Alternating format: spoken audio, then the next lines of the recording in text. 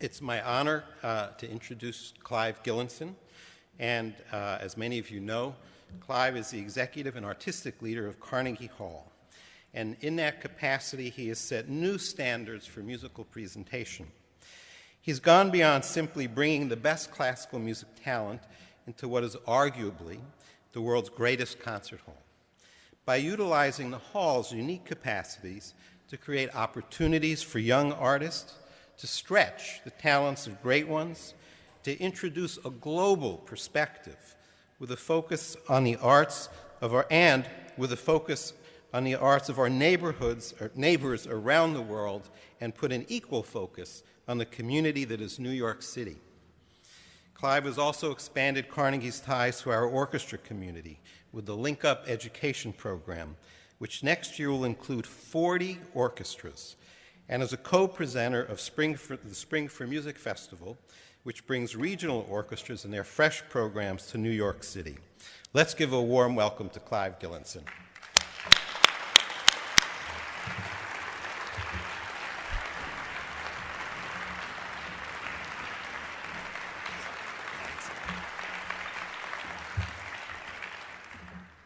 Jesse, thank you very much. And it's a great honor to be here addressing you. And I suddenly realized last night that, in fact, my whole management career started with you, because, in fact, when I became manager of the London Symphony Orchestra by mistake, coming out of the cello section, I thought I'd better learn something about management. So I thought I'll go to the place where they're best at it, and I came over to attend the League conference. So that was the very beginning of my career in management.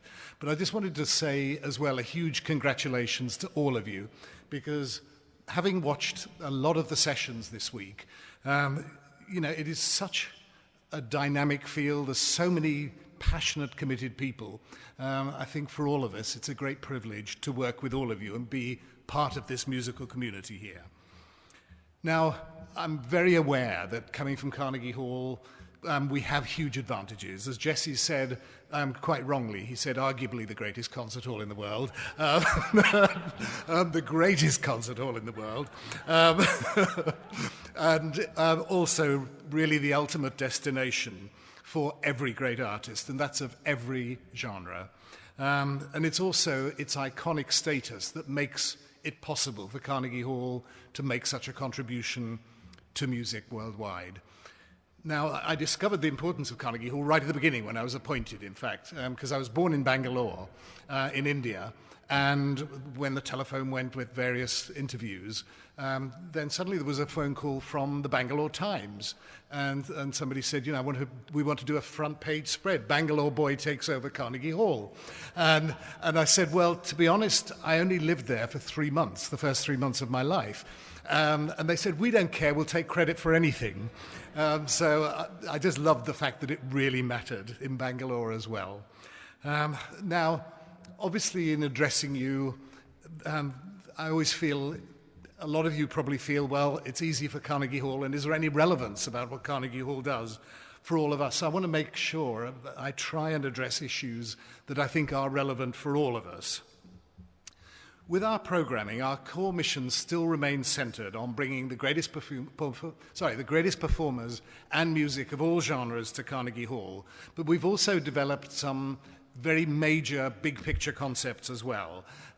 One of which, the largest one is big international and national festivals, where we not only explore music, but we create a cross-cultural context for that music by working in partnership with many of New York's greatest cultural organizations. We've explored Berlin, Leonard Bernstein, African-American music, China, Japan, and this fall we'll be exploring Latin American music and the contribution that Latin American music has made to US and world culture. We also have another big picture project, which is Perspectives, where we give major artists the opportunity to curate and develop a series of their own. We have an annual composers chair, and I just was very entertained. I'm not going to tell you who, you'll find out in a second why, but one of our composers who's coming up shortly, we were sitting down and talking about everything he was going to do, and I just said to him, how did you become a composer? And he said, well, I was a kid I was really very young, and there was no music in my family, absolutely none whatsoever. And then for some reason, we ended up watching one of the Leonard Bernstein Young People's Concerts on television, and it was Shostakovich 1. And Lenny was doing all of his stuff about Shostakovich 1. But then he said, and what was amazing was Shostakovich was only 17 years old, and he became world famous. So this composer said, I want to be world famous, so I'm going to be a composer as well. So you never know the route into it. We also have a major commissioning program as well. So that's just the core of the bigger picture stuff. The other big piece, an absolutely central piece that goes hand in hand with the performance, is the Wild Music Institute, which is our education programs. And one of the things we feel very strongly is that we're trying not to separate different sorts of musics. And I think it's something that we've learned a lot from with the projects we've done, with particularly the African American series that Jesse Norman curated, and now the Latin American series that we're doing this fall, where the interesting thing about those cultures is there isn't such a thing as high culture and low culture. It's good culture or bad culture. And what is important is that culture is for everybody, and there isn't this sense that high culture maybe is something separated. And with the Wild Music Institute and all the work, in fact, Sarah Johnson, who runs it, is here and is doing an extraordinary job with her team. But all the work...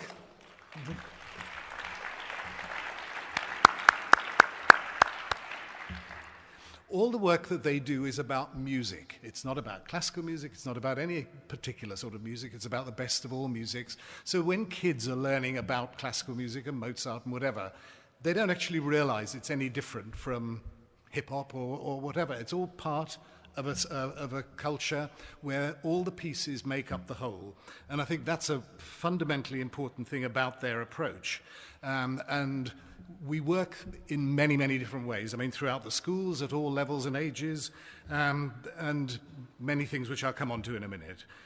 But I think like a lot of great cultural institutions, in fact, cultural institutions of every sort, there's major challenges as well. And when one looks at the greatest cultural institutions in the world, they're probably better now than they've ever been in the history of the world. And yet, in many ways, they often appear less accessible than they've ever been as well, and perhaps less relevant to a lot of people's lives. And we're finding what we're trying to do is look at how we try and avoid the thing of aspiring to the pinnacle of human artistic achievement and doing things that are truly extraordinary, but somehow you have to make that so it's something that everybody can share and everybody can participate in. So, I mean, that is the challenge, and I know it's a challenge we all face. And, we think that is a fundamental thing we have to achieve. And the way we personify it is, the walls are what has made Carnegie Hall great. So somehow we have to use the walls to break down the walls. The other thing is we never use a word like high culture either. Classical music is more complex than a lot of other music, but it is not high culture. It's part of culture. Now, what we've been doing over the last few years in terms of our programs is moving from what for a long, long time was an absolutely superb organization presenting really extraordinary programs, but looking quite inward to one that now is very much looking outward on the world.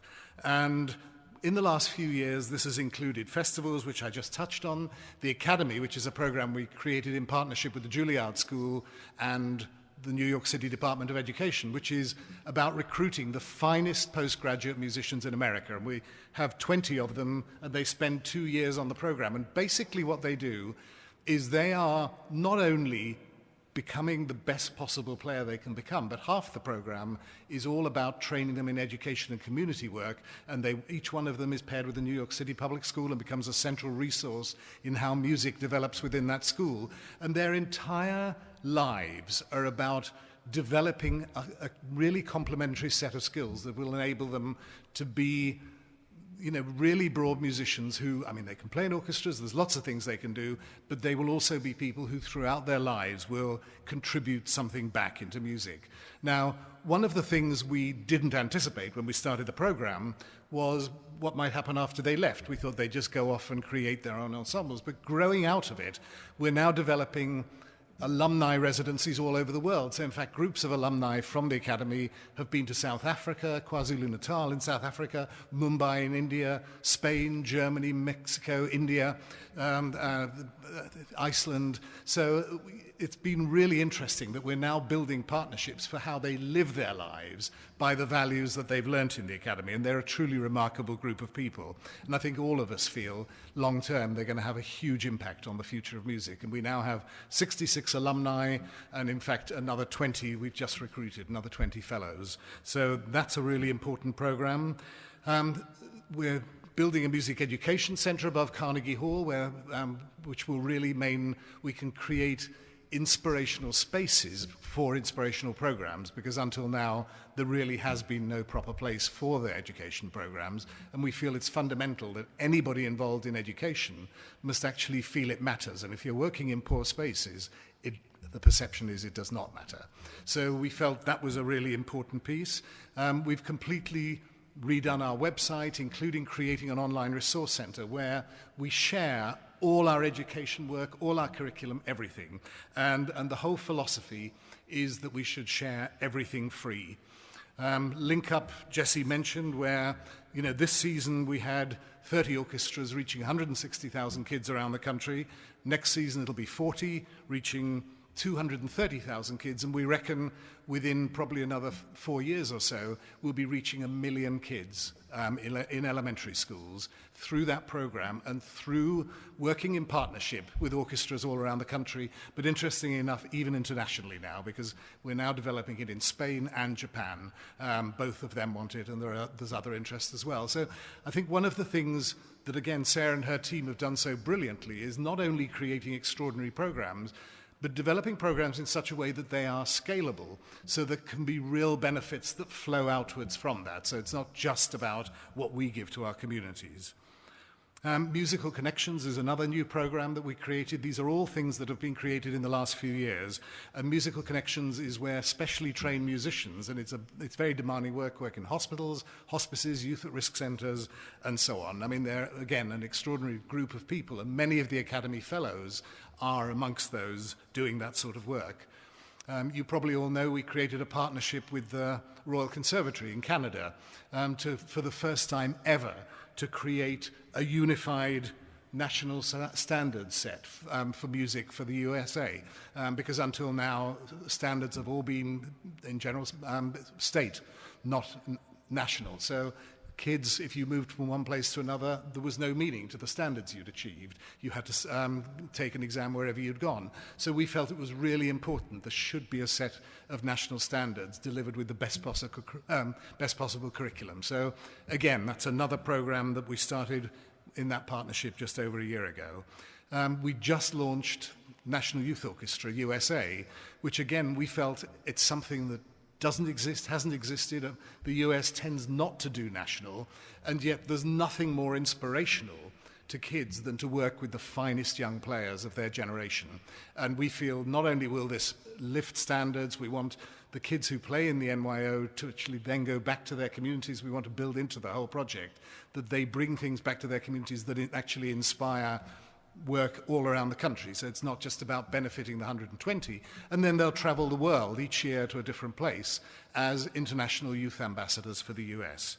Adult education is a big part of what we're trying to look at. I mean, we feel festivals and things like that are a part of that, but we feel the whole thing that lies at the root of it is how do we make sure the arts play a fundamental role in people thinking of lifelong learning as something that actually is really important. Because with all of us, what tends to happen is people tend to gravitate towards the things they know and the things they like, and they become less curious and less exploration interested. And our view is that we've got to use the arts to tantalize people, to tempt them into developing journeys of exploration and discovery, so that all the time they're seeking to grow. And the thing that has always guided me is, I remember reading once that Einstein said, his quote about himself was, "I had no particular talents, just an insatiable curiosity."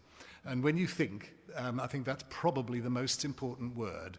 any of us can have, and that if everybody has an insatiable curiosity throughout their life, they will always continue to learn, they'll always continue to grow. And it also is something that has to go in a complementary way with so much of education, because so much of education is linear, where there's perhaps one answer, and it's about learning and acquiring information, and the arts can play such a fundamental role in how we really use the right brain as well, which is all about the creative use of knowledge and the creative interactions between knowledge, and the arts lie at the center of that. So this is the whole philosophy of what we're doing. It's also where we've developed in recent years. Now, Carnegie Hall's values, to me, that's actually the most important thing about any organization, and I think in many ways it's the most important thing about any of us as individuals as well. And our philosophy is very different. I mean, a lot of institutions, when you sit down for discussions, people will sit down and say, what is best for our institution? Our view is you should never ask that question. The only question one should ever ask is what is best for the contribution that music can have to people's lives. If we ask that question and look through that lens at every single thing we do, we will run our organizations in a very, very different way than if you ask the question, what is best for Carnegie Hall? My view is that is not a question we should ever be asking. It's never, ever should be the first question, and none of us should do that. And the other thing that grows out of that is this whole philosophy of generosity and giving everything away, because our feeling, again, is this is all about how you support music. So anything you can give away, anything you can share, anything where, through partnerships and working with other people, you enhance the future of music, then you've done the right thing. The thing that's so important to get away with, to get away from, and one sees it so often, is, whether it's individual or institutional, it's ego. And, where it becomes about the person, it becomes about the institution. So all of this is about turning this on its head and doing exactly the opposite, and talking about how do I as an individual, or how do we as an institution serve music and people through music. We do a lot of this through partnerships. I mean, you can tell, with a lot of those projects I outlined, we feel if you try and do things on your own, you can't contribute a quarter as much to people's lives as if you work with other people and develop partnerships. So we're always looking at how we can make 1 + 1 equal a lot more than 2. And, that has to lie at the center of how everything is done. And it's not always easy, because, in fact, if you don't work with people where you share culture and have compatible cultures, it won't work. So one's really got to work with the right partners. We also have a philosophy which is absolutely that money follows vision. We never think in terms of where's the money. What we think is, what do we believe in? What do we want to do? Let's find a way of doing it, and then how do you raise the money on the back of that? And I think, again, a lot of organizations do tend to be money-driven or tend to be funding-driven, and I always think that's a disaster, because the minute you lose your identity and your own personal vision, the organization's own personal vision, in a way, why should anybody support one? The other thing that's really important, and I think particularly difficult in difficult times, is the whole issue of risk and adventure, and creating new initiatives, and always being exciting, and always giving people a sense that there's direction and movement and something special happening. And one of the things that I suddenly realized, looking through, and you heard the programs we've developed in recent years, the interesting thing is, through the recession and through the tough times in the last few years, we've actually developed more new programs than we've ever developed before. And it's all about how, it's a little bit like sailing into a wind. If you've got to actually find a way of using that wind. And I think there's, without a question, we're now a better and stronger organization for it. We all had to make cuts, just like everybody else. We had to cut our budgets very quickly by nearly 20% to actually manage our way through the recession. But even doing that, but always looking at how we served people through music, we managed to find ways to still deliver on our objectives and then develop on from there. So the other thing I think just worth saying as well is the whole aspiration about values and about quality. And that is, sometimes people feel on the risk thing that, maybe it's better to be good rather than great. The trouble is, good is infinitely less important and exciting and special than great. We all have to aspire to the great. So I just jotted down what I thought are a number of questions that we're always asking, and you know, that I think all of us need to ask. And it struck me as well, listening to a lot of, you know, the things that have been talked about this week. And that is, you know, for us to be really clear about what engagement means, so that it's actually something that's true and meaningful. And I mean, after all, is it true and meaningful when an orchestra subcontracts its relationship with its community to somebody else, rather than actually having that relationship itself? You know, you have to think, what is it we're actually trying to achieve? How do we measure success? I mean, the number of organizations which talk about monetizing what they do, which talk about developing their brand, all of these things, you know, and new audiences for our institution. Our view is it's new audiences for music. We wouldn't do Link Up and be sharing it all around the country. If it was about bringing people to Carnegie Hall, it's about how do you share it. Some of those, well, most of those people may never come to Carnegie Hall. It doesn't matter. We've still succeeded. Too often people try and avoid risk, thinking that's actually safer, and yet there's actually nothing more dangerous than trying to avoid risk. What do we do? A lot of people will seek to do market research. I mean, you know, when I read Steve Jobs' the biography of Steve Jobs, I mean, it's interesting how he said, market research is a complete waste of time. I will tell the public what they want next. They never know what they want next. They knew what they wanted before. They never know what they want next. I've got to create something that is so irresistible and so extraordinary that they have to have it. And so I think we've all got to be aware that we have to lead. It's not about following a market, because if we do that, we're dead, because nobody knows what they want tomorrow.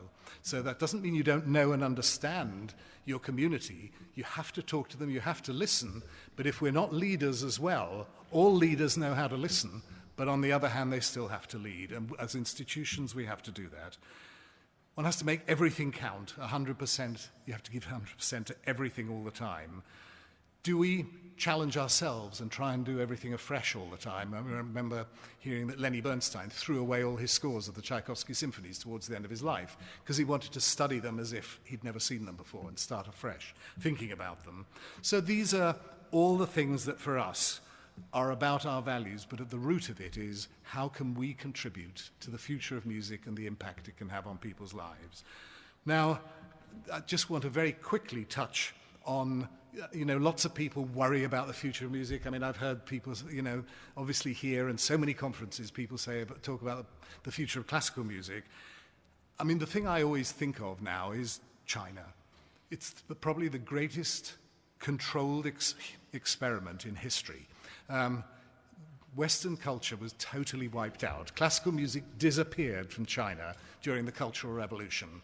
There are now concert halls being built everywhere. There's now vast numbers of orchestras. There's 50 million kids learning the piano and the violin. I think that tells us whether classical music matters. You know, so if there's a problem, it's not a problem of classical music. It may be a problem with how we're communicating and engaging, but it's not a problem with classical music. One of the things as well that strikes me working here is the incredible standard of American musicians. I mean, there are phenomenal players, and so many of them around the US, extraordinary orchestras, a great respect for culture, which I think, you know, sometimes America thinks because Europe is so much older that the respect for culture is greater there. It isn't. There's an extraordinary respect for culture here. Obviously, huge media opportunities which now make access and communicating and engaging with audiences in a meaningful way much, much cheaper. So that's tremendous opportunity as well.